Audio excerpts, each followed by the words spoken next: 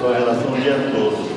Nós debatemos essa questão no nosso grupo e, enquanto diretor regional, eu não tenho como assumir nesse exato momento a garantia da infraestrutura com almoço para 500 pessoas, nesse exato momento. E se a CME quiser fazer isso, ela terá que fazer uma avaliação do seu orçamento, ver a viabilidade. Não dá para sua garantir aqui o almoço para 5.000 pessoas no dia, sem uma prévia organização, preparação e estudo do orçamento. É isso que eu coloquei no grupo. A Lourdinha Marcos. Com relação ao período,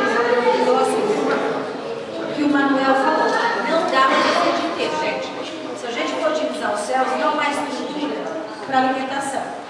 A gente pode pensar um período mais estendido, então dá algumas 6, mas almoço, na nossa região inviável, onde estão os céus.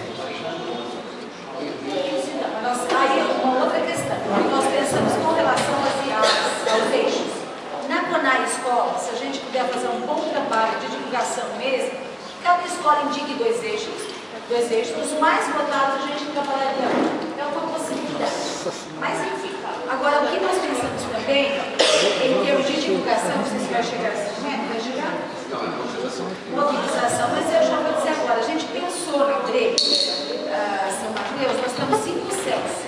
Se os gestores dos céus conseguissem fazer pré-conferências para cada região, não com essa preocupação toda de ter representantes, mas para divulgação. Mas isso é uma coisa regional, para que mobilize todo mundo no dia 29. Porque a CONAI Escola, ela garante a participação das escolas, da comunidade, precisa de um trabalho realmente de divulgação local. Tem a banheira, depois do banheiro, depois do comunicação. Só um minutinho, Marcos, Eu só apresento proposta, algo que eu já disse na reunião anterior. A gente tem que ampliar no sentido de que a responsabilidade não é só de SME. Nós temos que avançar no sentido dessas comissões regionais de trazer outros parceiros para essa discussão. Não dá só para a SME pagar essa conta, essa fatura. Né? Eu acho que tem algo aí que a gente tem que estar fazendo uma revisão nesse sentido.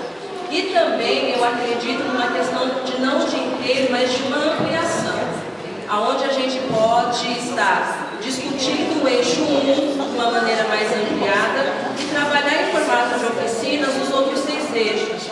Não se dá para se fazer uma conferência, mesmo uma pré-conferência, aonde esteja um caráter de simpósio e não de conferência. A gente tem uma tarefa a ser cumprida. Então, eu gostaria de propor um período mais ampliado, talvez não o dia inteiro, mas que pelo menos contém o debate inicial e as discussões dos eixos das oficinas.